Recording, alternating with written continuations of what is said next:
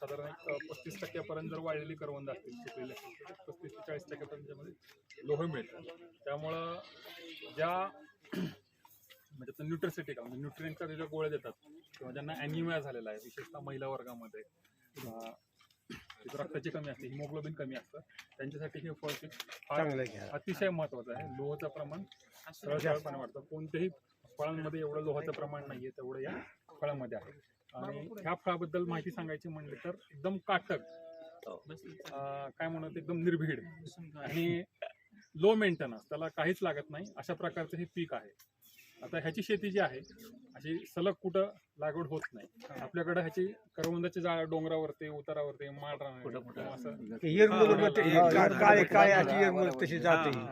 असं सापडतं. आणि काटेरी वनस्पती आहे त्यामुळे दुष्काळ ताण सहन करू शकते. आणि जसं मी सांगितलं माती काहीच नाही आहे त्यामुळे अशा जमिनीत पण हे करवंदाचं पीक अतिशय योग्य आहे.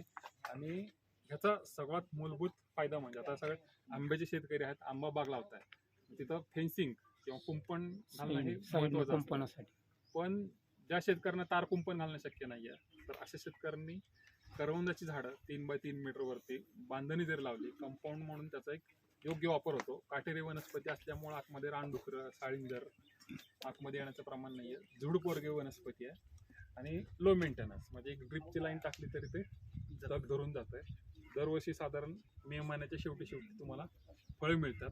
त्याच्यामध्ये लागवड करताना फक्त कोकण गोल्ड ही जी कोकण कृषी विद्यापीठाने विकसित केलेली जात आहे त्याच्यामध्ये साधारण फळाचं वजन 4 ते 5 ग्रामपर्यंत येतं.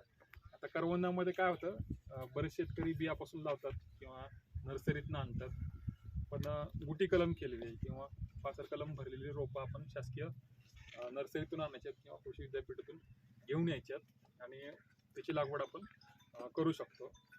2-4 वर्षांनी म्हणजे छाटणी वगैरे त्याची पण जास्त काय गरज नाही आहे सुरुवातीच्या काळामध्ये. 3-4 वर्षांनी झाड मोठं झालं, झुडूप मोठं झालं तर एकमेकांना फांद्या आतमध्ये शिरतात. अशा वेळी मात्र तुम्ही छाटणी करून परत त्याला छोटा आकार देऊन परत त्याची वाढ घेऊ शकता.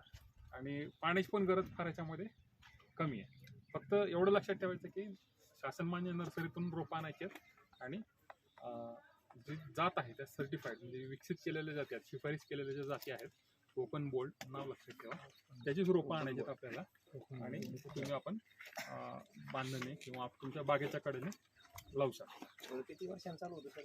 फळाचं एक 2-3 वर्षापर्यंत चालू होतं. 2-3 वर्षात येतं. 3 वर्षापर्यंत तुम्हाला व्यवस्थित फळ मिळेल. कलमचं सध्या आता ह्याच्यामध्ये फक्त फक्त फळं कशी आपण तुम्ही आहे तशी खाऊ शकता.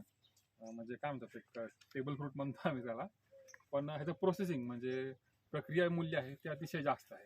त्याच्यापासून कच्च्या करवंदापासून लोणचं बनतं, चटण्या बनतात वेगवेगळ्या प्रकारच्या आणि जाम पण बनतं.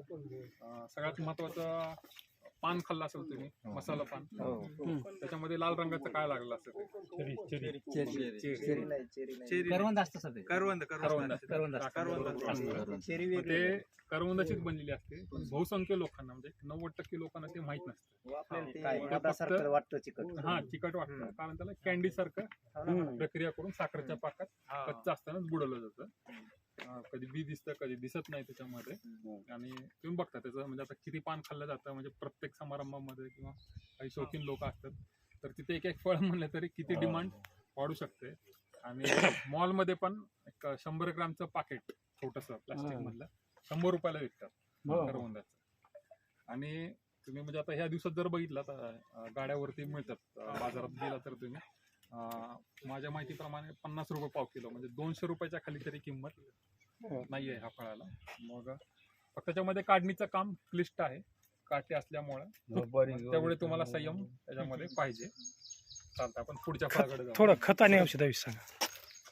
खत ह्याच्यामध्ये मुख्यतः रोग कीड जास्त काही नाही आहेत.